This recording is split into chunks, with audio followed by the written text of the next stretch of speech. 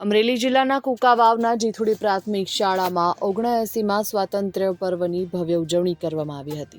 જીથુડી પ્રાથમિક શાળામાં રાષ્ટ્રીય ગીત સાથે ગામના સરપંચ હિંમતભાઈ રામાણીના હસ્તે સલામી આપીને ધ્વજવંદન કરવામાં આવ્યું હતું.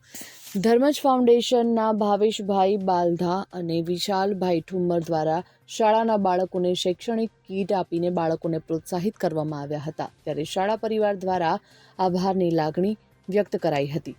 આજ રોજ 15મી ઓગસ્ટના સ્વાતંત્ર્ય દિવસની ઉજવણી સમગ્ર ભારત દેશમાં થઈ રહી છે. ત્યારે જિલ્લાના કુંકાવાવના જીથુડી પ્રાથમિક શાળામાં શાળાના આચાર્ય નિલેશભાઈ ઠુમ્મર તેમજ શિક્ષકો અતુલ ઠક્કર, સંદીપ સતાણી, ભરતભાઈ ગોંડલિયા, દીપાબેન સોઢા તે ઉપરાંત તમામ શિક્ષકો હાજર રહ્યા હતા અને તેઓના માર્ગદર્શન હેઠળ શાળાના બાળકો દ્વારા સાંસ્કૃતિક કાર્યક્રમો કરીને સ્વાતંત્ર્યતા દિવસની ઉજવણી કરવામાં આવી હતી.